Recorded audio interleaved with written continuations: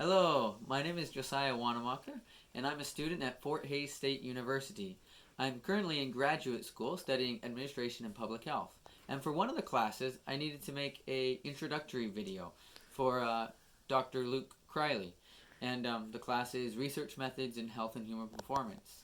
And I'm asked to answer just a few questions here about my educational history, where I'm from, research experience, and leadership style. And so I guess my educational history is one thing that's maybe a little bit unique, but I was homeschooled all the way up until university. And during my homeschooling, we were very active in all sorts of different extracurricular activities. So sports and more sports and other things to go along with it. But during my time in high school, I became a personal trainer and a lifeguard through the YMCA and the Red Cross, respectively. And right after high school, I became an EMT, emergency medical technician, and that was wonderful experience and a lot of exposure, as you can imagine. But from that, I gained an interest in not only acute care, but also learning the underlying causes, because it is true that a lot of these acute conditions stem from chronic conditions just turning acute. So I was like, oh, how I want to learn more about these chronic conditions and the underlying causes to them. But I really didn't know where to go. So I started researching and looking around, and I found a school called Uchee Pines in Seal, Alabama.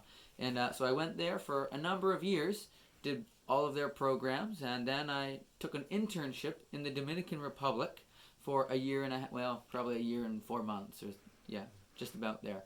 And there I was working in a clinic and teaching in a class, teaching in a school there. And I taught a number of health-related classes, such as anatomy and physiology, and hydrotherapy, and I'm drawing a blank on the other classes that I taught there. And then from there, I went to Colombia, the country, and I worked in another health clinic there and taught in a school there. I only taught health, anatomy, and physiology at that school. So, as you're getting a sense for it, I really like anatomy and physiology and understanding how the body works. That's one aspect of research that I've delved into. And then from there, I'm originally from Maine, and I'm currently in Maine. But from when I came back to the States, I married my wife, and we moved to Lansing, Michigan. From there, I did a variety of things, but one of the things was we actually started a little business called Healing Lifestyle, and we were consulted with different people, guests, about their chronic conditions and whatever health-related goals they had, such as losing weight, hypertension, diabetes, you name it. But also, I'm a massage therapist, and I worked at MSU, Michigan State University, working with their athletes and faculty there, students, as well as the general public. So that was a great experience, lots of exposure to a variety of conditions and individuals. And while I was actually in Lansing, I started attending FHSU, Fort Hays State University. And I have an associate's degree from there in health promotion, general studies, health promotion. And then a bachelor's, an undergraduate, I guess, yeah, that was silly, but a bachelor's degree in health and human performance and health science. And then now I'm in graduate school studying administration and public health.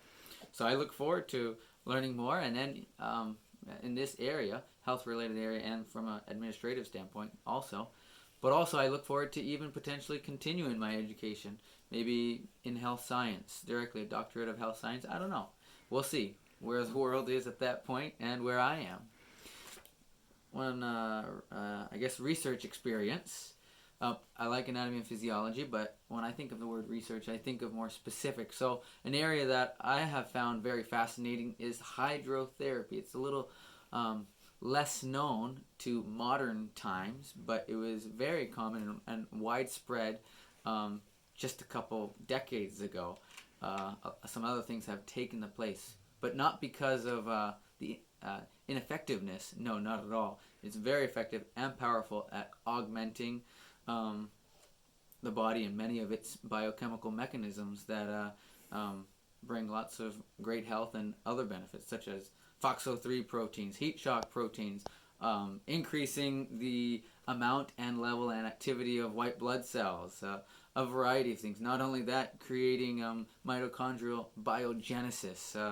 A number of benefits that have been really just a joy to learn more about, and not only to learn about, but also to see how it can potentially be used as a therapeutic or as a treatment to help stave off or even prevent and reverse certain diseases. So definitely not the only thing in one's arsenal or one's tools or what's available, but an aspect. And so I look forward to contributing, as a bunch of researchers and scientists are already doing, but being a part of that, bringing it back to maybe mainstream use, because it's so abundant. So maybe I should quickly just say hydrotherapy is the use of water for therapeutic means. That's just that. But this is not a hydrotherapy video, so I'll just leave that there. Leadership styles, that was one of the other questions here. Probably transformational or a coach. And I say that because I really enjoy seeing people have intrinsic motivation towards their goals. Not necessarily top down and saying you do this and they do it out of fear or whatever kind of motivation, but they see the goal and they themselves want to achieve that goal. Or each individual in the group sees the goal and they want to achieve that goal. Or one-on-one, I want to encourage that individual to be the best that they can be, achieve their own goals. So, yeah, I think I hope I answered all the questions sufficiently, and I look forward to learning all that I can from you, Dr. Criley. So, have a blessed day, and thank you very much for doing this.